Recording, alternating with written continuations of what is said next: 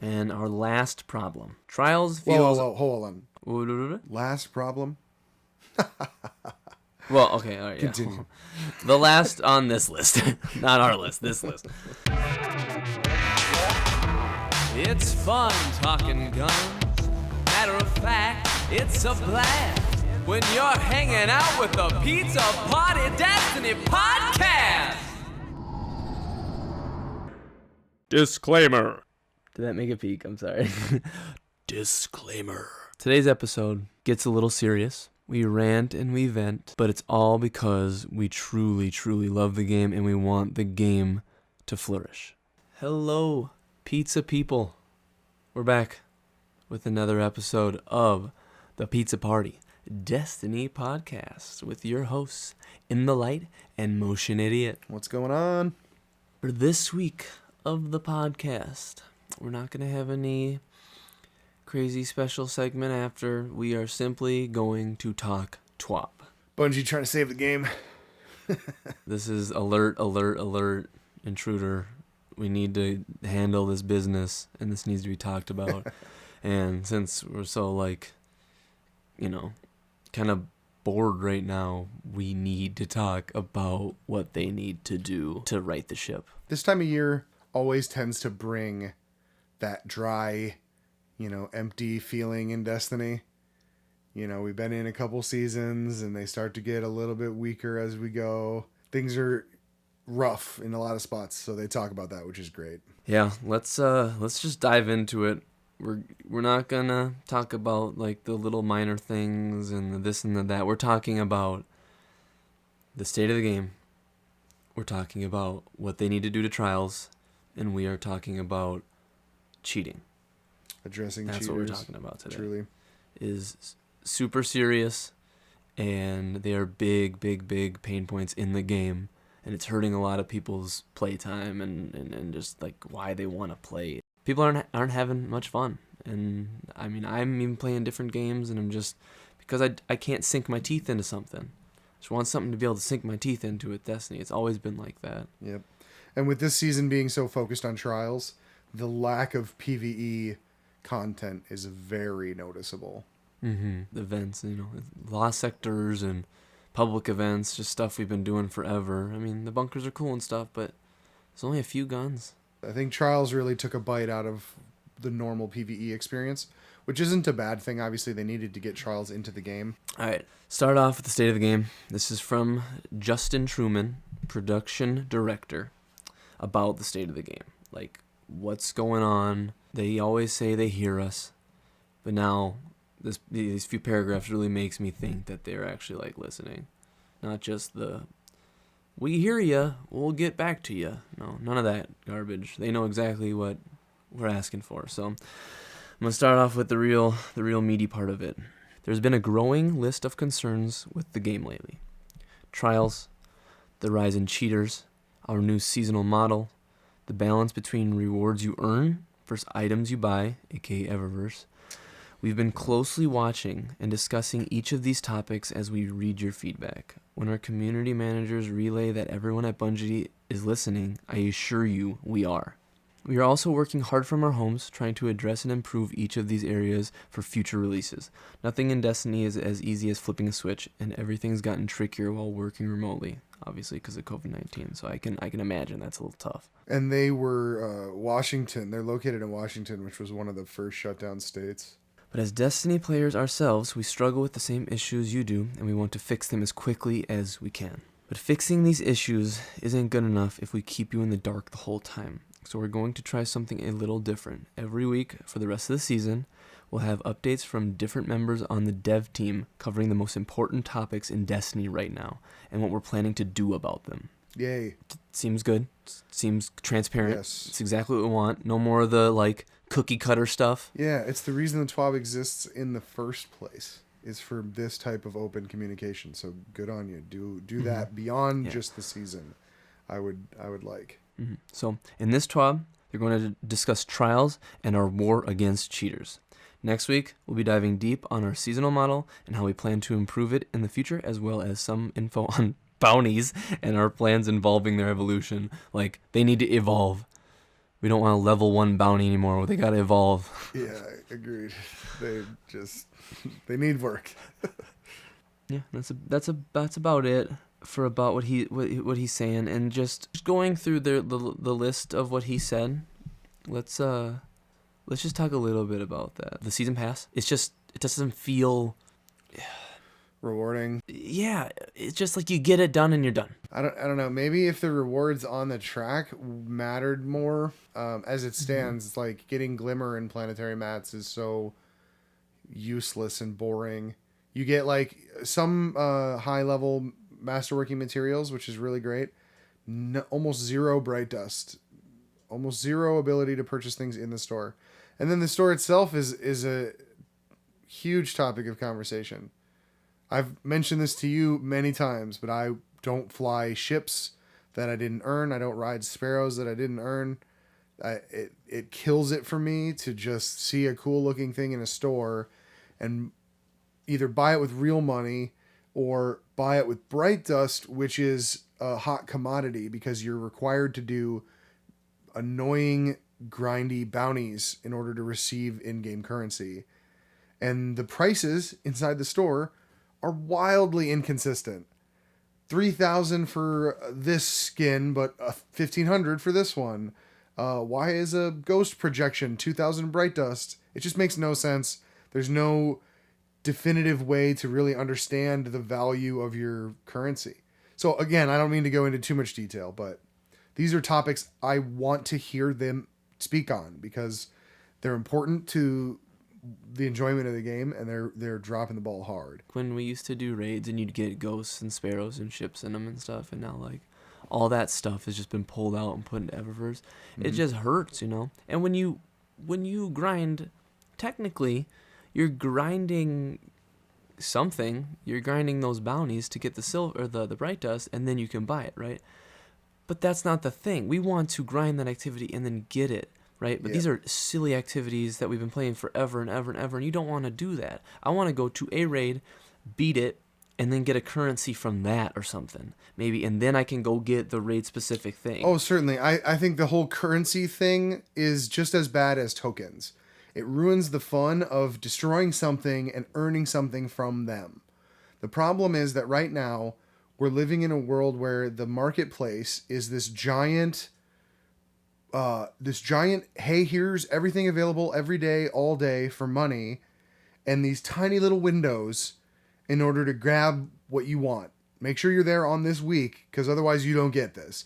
It's a laughably small selection of 8 items, give or take, mostly 2 or 3 that are worth your time each week to see and to purchase through in-game currency. So not only does it feel lame to go play a random playlist, earn as much Bright Dust as you can, and then come back to the storefront to find, I can only buy things on a week where they bring something that I want.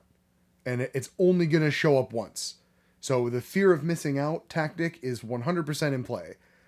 They're encouraging you to either sign in as often as you can to keep checking back, or to bite the bullet and buy it because you're sick of waiting or sick of worrying that you might not get it. It's such a frustrating experience. If they had the same exact setup as the silver side, and then you page down and here's the same catalog, but it's all for Bright Dust, and now you know, and you can actively earn and aim for the things that you want the most. You know, I think you would have a lot of people more satisfied than they are now. The current model does not respect the player, in my opinion. They need to know that we know that they need money. We understand that. But like you said, there has to be a middle ground, and being able to buy it for either Bright Dust or silver should be the middle ground. You grind Bright Dust, or you say, F it, and I'm just going to buy this thing because I don't want to grind. Boom. Like, at least you're giving us the option to go get it and not spend money. Like, fear of missing out, FOMO, is a doozy, and, you know, a lot of completionists in this game. So, Bungie, talk about it. Please talk about Eververse. Don't just keep sweeping it under the rug and putting every single item in it and no items in the game. Stop doing that, please. So, trials and tribulations. For the past few episodes, we have been talking about trials. They thought it out. And they thought, hey, maybe this will work out. This will be good. No, we figured it out, and now we know. Everyone knows exactly what to do to get the most out of it. The holes in the armor appeared quickly. And they need to reassess based on what we're doing. Is we just want tokens. We want to get gear going up, and then we want the tokens to turn in to get random rolls. That's the whole thing. Random rolls, tokens. We want the games to be more easy. You want the sweaties to go through the card instead of sitting at 1, 2, 3. That's about it. Problem. Token rewards incentivizes players to farm to 3 wins and then reset their card. Solution. In Season 11, we're planning on creating token payout milestones at 3, 5, and 7 wins that give successfully larger chunks of tokens. Bonus tokens, or bonus token passage, the one that you get more tokens and it's less about mercy and this and that. They should increase these payouts, and on a flawless run, it will generate a significant token payout. Wonderful. This should have been right away. Yep. You want to incentivize flawless every time. And you want to incentivize a token farming method that doesn't abuse games 1, 2, and 3. This is great. Where do you think your casuals went? They can't get out of 1 or 2. They ran away from these token farmers. They're in the strike playlist right now. Yeah. 1 through 3 should be Clash of the Casuals. So what would you hope to see as a number for rewarding 3 wins, 5 wins, 7 wins, and a flawless run? Off the top of your head, what would you think would be rewarding enough to convince players to play to 7? When you hit 5, you get 10. And then when you hit 7, you get 15. And if it's a flawless run, you get an extra 20. You get like 20. It's literally exactly what I was thinking. That will incentivize people to move along to later games. And then now let's think. You have a clan. So instead of 3 and 1, you're getting 5 and 3, was it? It's 5 and 2. And then if you get that card that gives you more, what is it? 7 and 5 or 7 and 4? I would say that if you had a trials passage with the coinage, that it would increase those packages by 1 coin. So it would be 6, and then the next one would be 12, and then the next one would be 18, and then the final one would be 24 from the flawless chest. And then similarly, if you were running both the Passage of Wealth on top of having the clan perk, assuming they bring that clan perk back, then it would be 7 per package. 7, 14, 21, 28. Those numbers sound really high and enough to convince somebody like, hey, if you go to the lighthouse, not only do you get, like let's say baseline, 15 coins for getting your 7th win, plus the 3 for winning it, so 18 total. Then you also get to go to the lighthouse. You get a reward, which is a random piece of gear, assuming you've been there before that week. So that's worth 20 coins outright. And then they give you another 20 to go back to him and buy another. So it's basically like getting 40 coins for going flawless. Right, but then the games too. So that's like 60 to, like that's, oh my gosh, we could be up at closer to 100 by the time you're done with the whole flawless thing. Like, it's insane. Between 5 and 10 guns after 2 or 3 cards. Or not guns, but rewards. That sounds great. Rewards, yes. As it stands, like, just getting the perk on your clan's bounty thing, or whatever it's called, that is massive towards coin generation. Most definitely. If you're going to make this crap about tokens, like, dish them out. Don't let the sweaty sweats get all the chances at all the tokens. You know what I mean? Because if you're increasing it at the end, you're obviously increasing it near the middle, aka bringing the sweaties away from the front, 3 wins and 5 wins, bringing them a little further. Then casuals can start hitting these 3 wins and hitting these 4 and 5 wins and getting more tokens to get more chances at guns that they want. People that won't go to 7 or flawless every week. Some people can't get to 5. Even fewer can't get to 3. The population was slowly going down, right? And then all of a sudden, it like popped up last week. And everyone was like, oh, why? You know why it popped up? Because the auto rifle was at 3 wins. 100%. Because people are saying, oh, well, I don't need to get 4 wins. I only need 3 wins. Let's just sweat it out a whole day and just get this auto rifle. People that didn't play trials, if they get that auto rifle, it's the only thing in their loot pool. They're using it. They're using the system to their advantage. You know what I mean? Make it more rewarding all the way down the line. It'll be easier for them to get to that 3 win. And that actually is a perfect segue into their next problem. Trials is unrewarding for players stuck at 1 to 2 wins. Solution. This is big. Create a weekly bounty that encourages participation each weekend and does not require match wins. Mm-hmm. When redeemed, the bounty will reward the same item that comes from the 3-win passage, unlocking the engram for purchase that week. AKA, that means they don't have to get to 3 wins. You get that thing done, now you can start turning your tokens in. It's brilliant. It allows players who normally can't get to 3 wins access to the lowest drop, which means 2 things. It means, number 1, you get your hands on a piece of trials gear that maybe you've never seen before. And number 2, it unlocks your ability to use tokens, which can be farmed even in the lower wins. It will allow people who don't have as much PvP prowess to get in there each week, guaranteed 1 item they probably haven't seen yet, add it to the loot pool. Now I can start spending tokens. The previous problem solution mentioned that it was going to help pull some of those more hardcore players into the later matches, giving the 1, 2, and 3 matches a little bit of a break to encourage people to get through there. And, and normally, before this was implemented, you needed 3 wins in order to spend your tokens, right? So you received your 3-win item, and now you've unlocked the ability to go spend tokens at Saint 14. I would have been happy with just being able to have a bounty for a gun, right? But then you made it so we can spend your tokens. Like, good thinking. Yes. Good job. Good thinking, Good job, because they basically they made it so like that bounty is the exact same thing as getting to 3. And it also means on weeks where something like the Summoner or the Astral Horizon shotgun show up as the 3 win, it means that you'll get it for getting 3 wins and you'll get it for completing your bounty. So you'll get double rewards on the 3 drop. Double up.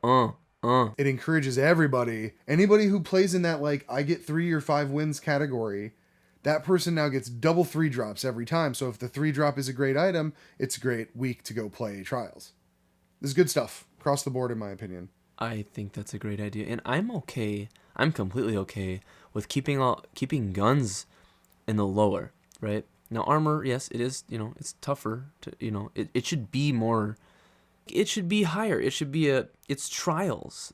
Separate a little bit of it. I think that's okay. I agree. If you made it 5 wins and up, that's like, you can't get armor, and they would never put armor in the 3 category. I think they might have already, but I agree with what you're saying.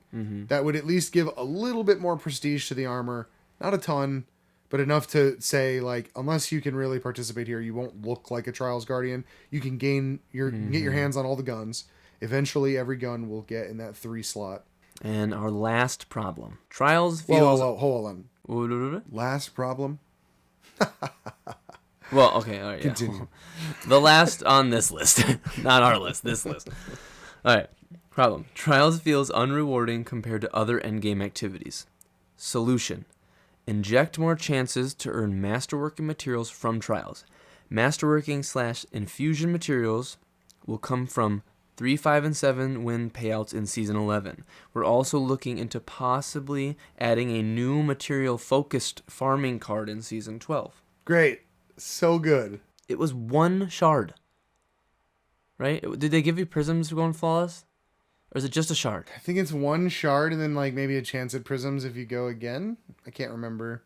It's a shard if you go flawless. But it's pinnacle. Pinnacle PvP. Pinnacle. You got to put the top stuff in there. How long would you say a card takes to run? Start to finish? Maybe you lose 1 game, maybe you don't. It's probably close to an hour, maybe under. I mean, if you're just 45 minutes to an hour, depending on 3 peaking. how fast the games go. And with that said, how long do you think, would you say it takes to run a Master Nightfall? 10 minutes if you're crushing it. 10 minutes, 15 minutes max. So that means I can run Yeah. between 4 and 6 Nightfalls an hour, which have like roughly a 50-50 chance of giving me Ascendant materials. You know, so it's like, I don't know. It seems a little wild that it's like, okay, well, this activity for an hour gives me 1 shard. This activity for an hour gets me 2 to 3 shards. And a chance at exotics and a chance at enhanced mods. I do think the chest from Trials has a chance at enhanced mods now that I think about it. Which is good. Now, just putting a little bit of thought into that. But yeah, they're not balanced by any means. One activity is more rewarding than the other. They're both pinnacle Destiny activities. They both deserve to be as rewarding as each other, in my opinion. Well, everyone likes their character to be decked out, fully masterwork. Those extra points in your gear is really, really top notch. So we need more materials to do such things. It's true. Let's just bring up this one closing thing with the whole Trials. Obviously, we'll get into cheating next, but one more thing that they're talking about, and it's all kind of they're not. This may change, or this can change. The name can change, or this, we don't know yet, but they're talking about adept weapons, and what they said, they're currently looking at. They might not look at this. They might not be the same exact gun as we have, but they're saying that the mod slot, it would be a custom mod slot, like an adept mod slot. Obviously, names can change. This is like their big caveat, but that seems cool. Like that. There's a lot of possibility with that. It opens up a lot. Yes, and so I 100% agree that having a custom mod slot can be just as good as the classic intrinsic snapshot or intrinsic celerity that people have been asking about. But that's a but, because I said can be. If they don't really push good mods that can now replace the mod you have, on my auto rifle or my pulse rifle on console, like a lot of times I'm looking at counterbalance as like the go-to mod. And if I'm taking that off, I really want to know that what I'm putting on is going to be at the same level or higher, preferably higher in its effectiveness. So immediately my mind goes to, well, you could just add the perks that we're talking about as mods. What if Snapshot was a mod for Trials guns? What if Celerity was a mod for Trials guns? That would be... It's just an extra... exceptional. It takes away that adept thing, because remember, D1, it was, like you said, Snapshot. But like, what if you had to choose? That's exactly. Like mods that are in the gun, Yes. but that's at the end. So it's just an extra perk. The caveat being you have to remove the mod that you normally would use here. Right, yeah. Counterbalance. So like if I take my counterbalance off, I want to know that what I'm getting is worth it. And that's what makes me think another angle they could take at this is the improvement style mods that we saw with Black Armory. Dragonfly spec, Rampage spec. Maybe there's like a super celerity. What if there's super counterbalance? The ability to have plus 25 to recoil direction instead of plus 15. That way it's just like, I mean, that opens up my eyes. Like, that would be so cool to know, like, well, if you get the adept version, you can put super counterbalance on it. Then it's flat out better than the version you would normally use. Super targeting adjuster. Things like that. Like, I could see it. I could see this working, but they need to make sure those mods are at a level that people will, seek out and want because they're that good. What if kill clip was a thing and you got your gun and your gun was just statted? Zen moment rangefinder, recos, everything. Your gun's just a stat monster. And instead of throwing counterbalance in, you get like a kill clip. I meant be thinking way outside the box, but dang, what the heck? They have a lot of potential to make that mod slot something that's really, really sought after. But if you make, I mean, I'm honestly saying, like, if you make a bunch of weaker feeling mods that don't feel pinnacle enough, this attempt won't work. Like, I think part of it is just like when you go flawless, you get a gun that's now, instead of black, it's gold, and it shines differently. Like, that alone will help. But then to push it over the level with, here's a way to take this gun beyond a normal version. But beyond the 3-win version of this gun. Rambling. I love it. It's good that they're talking about it this early. I don't expect it next season. But season 12 in the fall, I would be surprised if they didn't add a couple trials guns and bring these adept things into play. Yeah, that's cool. That's good news. Let's make it better. Why not? As David Aldridge said, let's talk about cheating. He is the engineering director, and a lot of it starts off with the whole, like, DDoSing on PC is almost extinct, they say, but it's all the other cheating. It's all like because they can't do that, it's more into these other goofy things that are just like really messing it up. And they talk about the banhammer, how it used to be a certain number and now it's way up, almost 4 times as much because it's trials. People want it, so some people are just gonna cheat. Yep. So I'm gonna start off right here. When it comes to tracking and punishing cheaters, we have to keep some of our plans and knowledge secret for obvious reasons. But we still wanted to give you a brief overview of the worst types of cheatings we're actively combating. All right. On PC, where the most of the cheating occurs, memory poking attacks to gain gameplay advantage. Example, infinite ammo, infinite ability energy, infinite respawns, teleports. Now this is their big thing, and this kind of like goes on to talk about the other things because they want to keep stuff close. They don't want to give all their secrets because, like, what if they just accidentally slip something and it's like, oh, we can get around it this way, and there's just the cheaters just stay, right? So it's a weird tightrope they gotta walk down, right? So here it goes.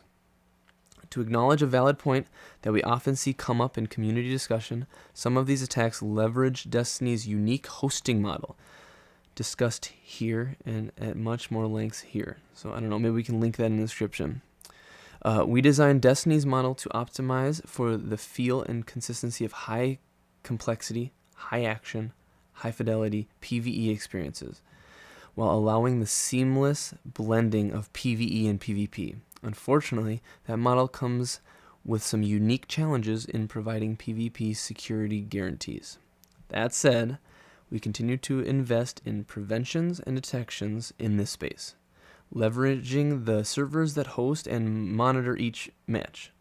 This is a subtle point we've struggled to convey over the years. Yeah, I get that. We do have servers hosting every match, but in our hosting model, those servers don't have complete authority over the game simulation to prevent all of these sorts of attacks naturally. This makes it more difficult, but not impossible, to mitigate these attacks. So, because they're making the game more fluent, it's harder to detect. And handle. Bungie has a very complicated connection model to bring people together.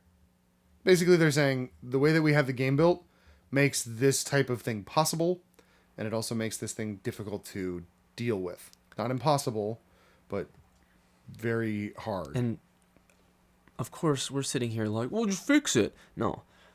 Like, that could mean, in all actuality, they could, like, take the game offline for, like, a week or 2 weeks or a month to try to fix this stuff. But they're not going to do that. They need the money. It has to keep going. So they're just, like, they just deal with it. The banhammers, this and that.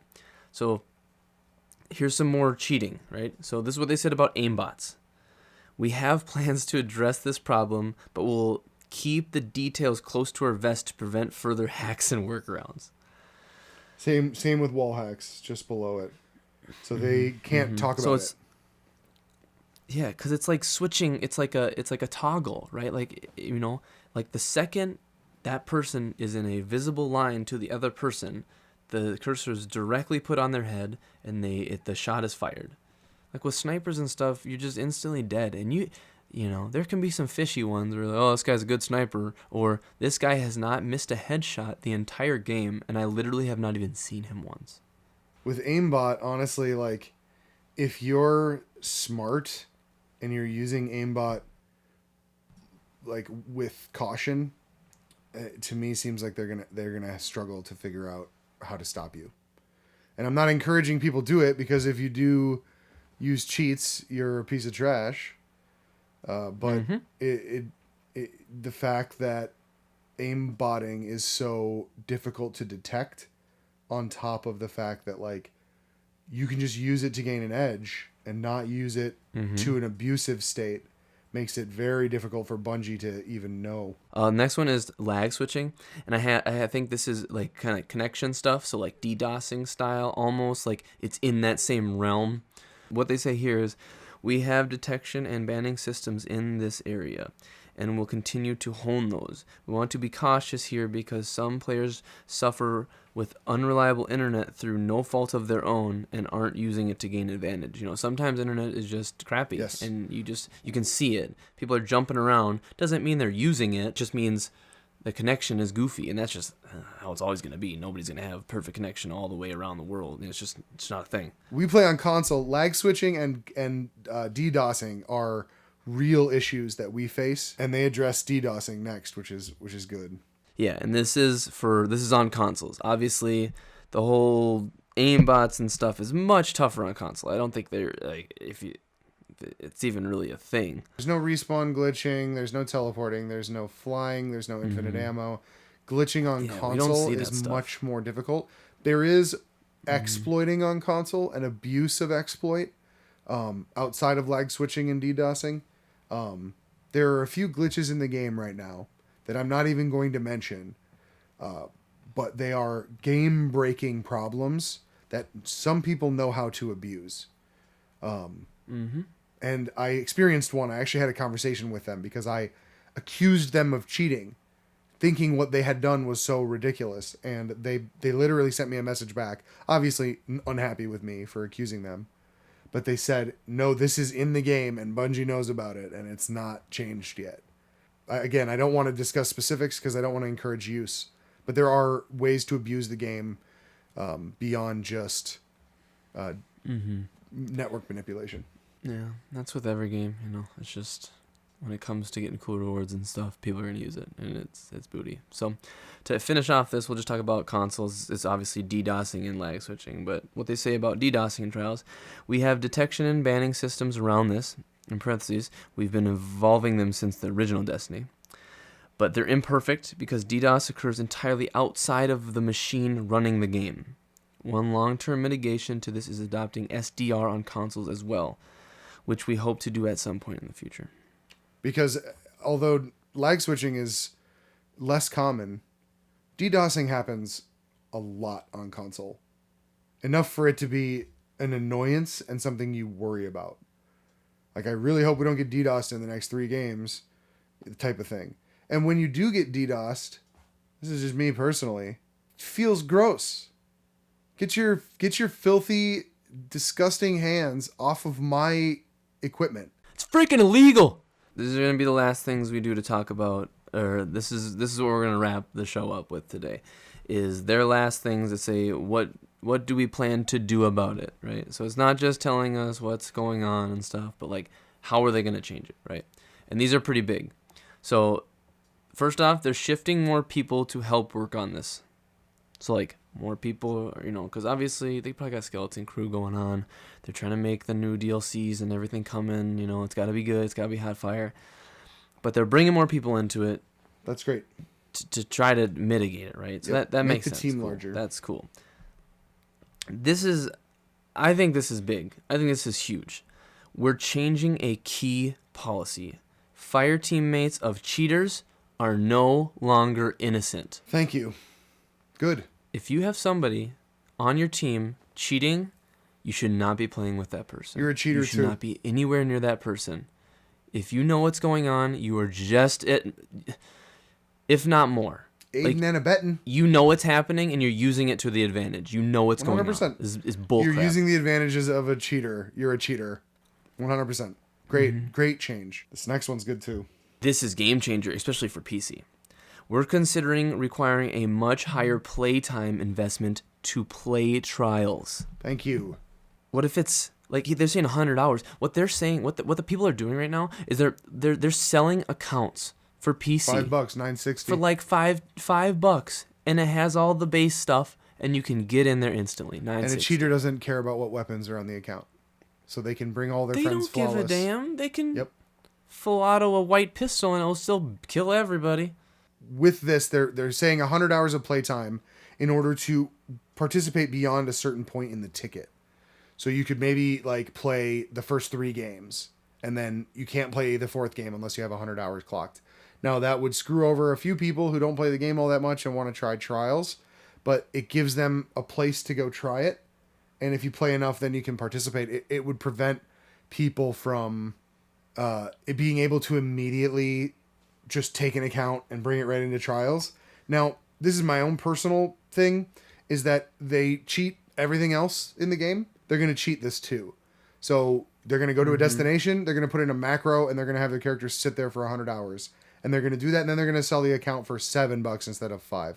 And it's still going to be a 960. They can go into trials and have as much fun shooting fully automatic Whisper of the Worms from the sky. It's ridiculous. And I think this is a decent look at how it could change. But I think what they need to do is tie trials to the payment model. And I'm sorry, I know that sucks, and I know that you want this to be a free-to-play thing so you can bring in as many players as possible. But with cheating as a result, it just doesn't work. So you need to make it so that you need to own the current season in order to play trials. It's just how it has to work. That way, every cheater that buys an account has to pay an extra $10 every single time. So then at least you're benefiting from them. Then maybe we can talk about Eververse. It will slow down if you charge everybody $10 more every single time they want to make a new account, and you swing the ban hammer harder. It will reduce the cheaters. So the 100 hours thing is great, but they're going to cheat their way through it. You need to put a payment wall in front of trials. That's my hot take. And that's pretty much it. Obviously they want to keep stuff. They have more initiatives, but they don't want to share them publicly because they want to stay ahead. And then this last God, I just stuttered like a million times. This last paragraph is really what it says it all. This is, I think we're gonna wrap this up on, because we've been ranting about this for a while now. So, our overall goal with Destiny security is to provide a competitive, fair ecosystem where cheaters are rarely seen and are rapidly ejected from the game. We're not there right now, and we're increasing the priority. We'll keep you posted. Yep. Well, that's good. There's nothing bad in there. They're working on it. I just it stinks that we have to deal with it as a group. On console we've got DDoS attacks and lag switches. On PC they have rampant cheating and error codes. There is actually one more thing I promise this will be the last thing. I have 2 things. But Motion needs to get this off his chest. Okay, 2 things. But he needs to get this off his chest because it's absolute bullcrap. And that is, obviously there's a lot of error codes, beavers and all this stuff, but there's a watercrest error code that makes it literally impossible to log into. Yeah, the Xbox game. has a watercrest error right now that if you receive, you are exiled from being able to sign into your account on Xbox. There is no way around it. There is no fixing it. Bungie has acknowledged its existence for 6 weeks and have still been unable to fix the problem. Assuming it has to do with them working remotely. But some people have been locked out of their Xbox accounts on Destiny for weeks. I got mine on Tuesday. I can no longer play Raid Day. I can no longer play Trials with my friends. I immediately downloaded the game on my PS4. I'm glad it's free, but it is an incredibly frustrating experience to not be able to play with your friends anymore and to have every response from Bungie be non-productive. We're working on it. It sucks. There's no other way to put it. I'm just not allowed to play with my friends anymore in a community-based game. And they have no timeline for fixing it. They have no additional information for me. I just have to wait. I had to immediately start working out how exactly I was going to complete the seals that I've been working on all season, which is an incredibly annoying experience when you've been working 6 weeks straight on trials and the only thing you're missing is a carry. And now I have to figure out how to do it all on PlayStation. It's stupid, and I shouldn't have to do it. I got one more point I want to make. I mentioned that I thought this might be a good thing in a previous episode. Now, seeing it in game, I think it's bad. They made all drops from the main vendors pinnacle gear. Basically taking the word pinnacle and throwing it in the dumpster. Playing 3 strikes isn't a pinnacle activity. Playing a couple Crucible games or Gambit games is not pinnacle. You should not receive pinnacle gear for this. This is a stupid change. Exactly. So we have more pinnacle sources in the game now than we do power sources. This is just dumb at this point. Just make it all one number. Everything goes to the same number. Maybe some of them are stronger in pushing you there faster. That's what a pinnacle source should become. Thank you for letting us vent. Obviously, everybody knows that the game is in a different spot right now, and lots of action needs to happen. But promise next week we are going to talk about the Warmind cells and all those mods and really sweet builds, and it really goes deep. We might just talk about all the things you can do with that next episode. We're going to have some fun. We've got a full breakdown of everything Warmind cells are capable of, and I am excited to talk to you about the cool builds you can make with it. We're going to up that fun factor, baby. Look, the thing is, though, when we're in this situation, this is literally dire straits for Destiny and Bungie.